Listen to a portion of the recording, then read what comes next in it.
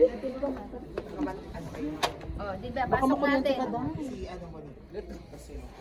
Paak. Okay, Kerry. Dali atin yung buhay pa po. Okay. Kaya ba? Picture mo na po yun. Pag kinisaya lang na dito. Ito po, 1, 2, 3. Okay, 1, 2, 3. Okay po. Saan po kami titingin? Sabi ko lang. Center. Yeah. Tapos left. Left. Oh, and then right. Right. Yes. Okay, sorry, medyo quick interview na po kasi meron silang flight. Opo. So, go na, shoot your Sex girl. bomb mo ni, kamusta ang singling experience mo? Ayan, sobrang thankful ako sa singgaling kasi natulungan ko yung mga bata sa Gabay sa Landas. So, isang opportunity ito na maka-help ako sa kanila at saka mag-grow din sa experience ko bilang isang singer. Paano ka napao na maging parte ka ng singling celebrity edition lineup? Yung beneficiary na makakatulong ako, yun yun. Hindi ako sanay kumokontest talaga, pero dahil sa mga bata na matutulungan ko, ayun, nag-go.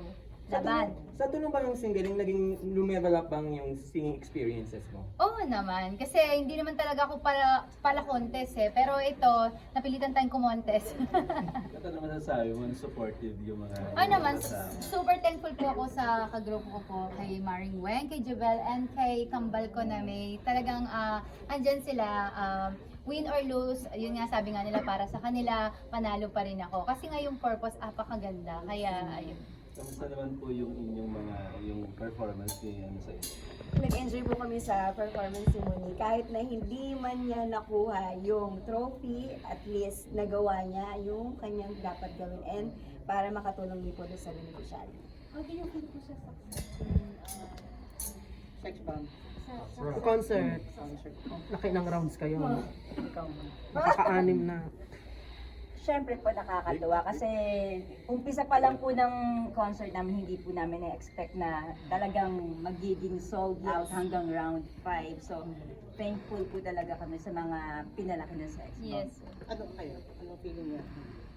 Kami po, super blessed po and thankful po sa mga pinalaki ng Sex Bomb na nag-aabang pa rin sila hanggang round 6. At the same pa mga OFW na nag-request po na magkaroon kami ng world tour. So ayun na nga po, binigyan po kami nilang opportunity na makapag-world tour. Ayan. So nakatipid kami sa pagtutour. Yan.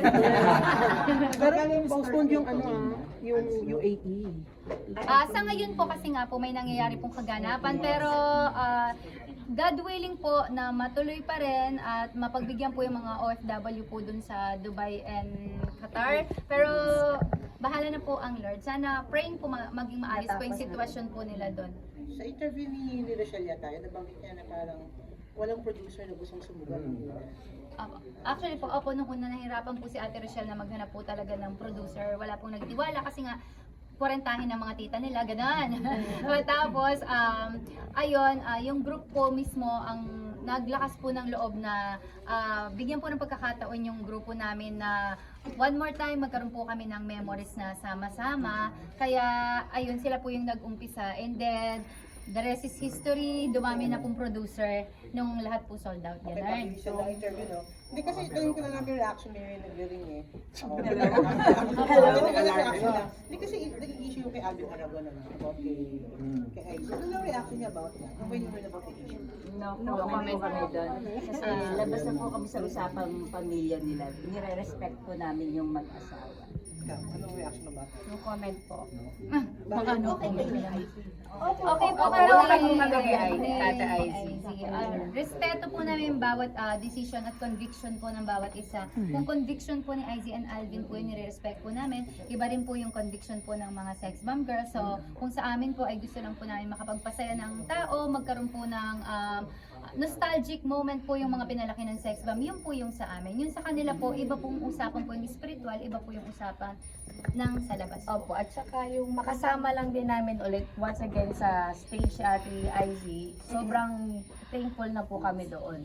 Wala na pong paglagyan yung kasiyahan ng mga puso namin dahil finally nakasama namin siya. Yun po. Commentary. Pero ano po, support na rin po kasi yun po na mag-step out siya, umakyat siya sa stage.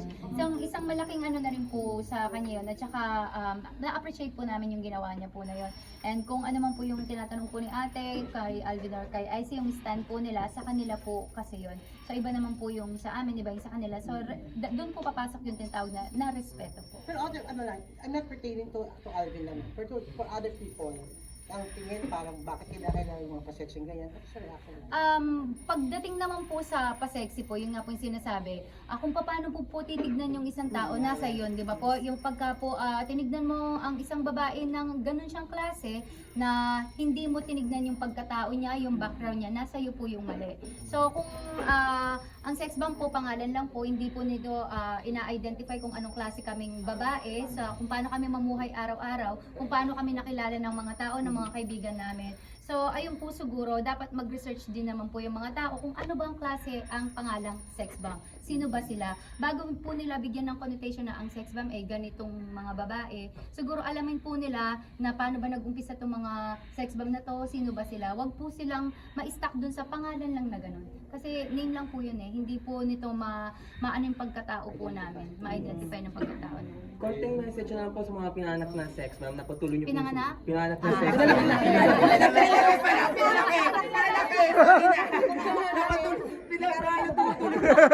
Ano na sila, pinanganak na. Forever grateful po kami sa inyong lahat dahil kami sa totoo lang hindi kami makapaniwala na marami pa rin nagmamahal sa sex bomb. Ayun, kahit na mga 30 at 40 na. Bumalik po kami sa pusong bata. Yan. Maraming salamat po syempre sa walang sawang pagsuporta sa amin mula noon hanggang ngayon. Sobrang ipinagpapasalamat po namin ito sa inyong lahat. Ano po, maraming salamat po sa mga pinalaki ng sex bomb. Totoo nga yung sinabi nila na kaya tayo ipaglaban na may mga trabaho na sila. Talagang sila yung nag-push sa amin para gawin itong mga concerts na to. Kaya thank you so much. Kasama kayo sa Yes, po lahat. lahat.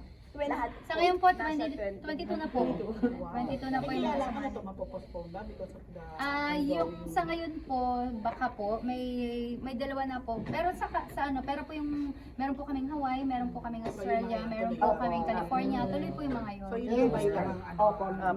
Tentative po, pero wala pa naman pong announcement. Sabi niya, nasa lang sa akin, ano lang masasabi niya na parang nag-guess sa inyo yung Bini, di ba? Tapos kinukumpara kayo, tapos kayo parang tinalo niyo pa doon. Ano lang yung reaction niyo doon sa ganun? Naku, napaka ano po ng mga bata. Kumbaga parang, ako po sa age ko po parang anak na sila yung edad nila. Siguro pa iba yung henerasyon nila sa henerasyon po namin. Kumbaga siguro naman ng bata sila, nag-spaghetti pababa din sila, di ba? Mga pinalaki din ng sex bomb yan. So, iba yung sayawan ngayon, iba yung kantahan ngayon. So, hindi po siya pwedeng ipagkumpara. May kanya-kanya pong galing yung bawat grupo. Thank you so much. Sama namin siya. Yun po. Hindi nag-perform di ba? Commentary. Pero ano po, support na rin po kasi yun po na mag-step out siya, umakyat siya sa stage. Isang malaking ano na rin po sa kanya yun. At saka na-appreciate po namin yung ginawa niya po na yun. And kung ano man po yung tinatanong po ni ate, kay Alvin or kay IC, yung stand po nila, sa kanila po kasi yun. So iba naman po yung sa amin, iba yung sa kanila. So doon po papasok yung tinatawag na respeto po. Pero other, ano lang, Pinalaki ng sex bomb. Yes. ano kayo? Anong feeling niya? Kami po super blessed po and thankful po sa mga pinalaki ng sex bomb na nag-aabang pa rin sila hanggang round 6 at the same pa mga OFW na nag-request po na Si ano? Alvin. Alvin Sancon. Sure naman ba? sabi sa'yo, ayaw nyo pa diretso magkinisay, alam na this. Ito po, 1, 2, 3. Here's dito. Okay, 1, 2, 3. Okay po. Saan po kami titingnan? Ang dami.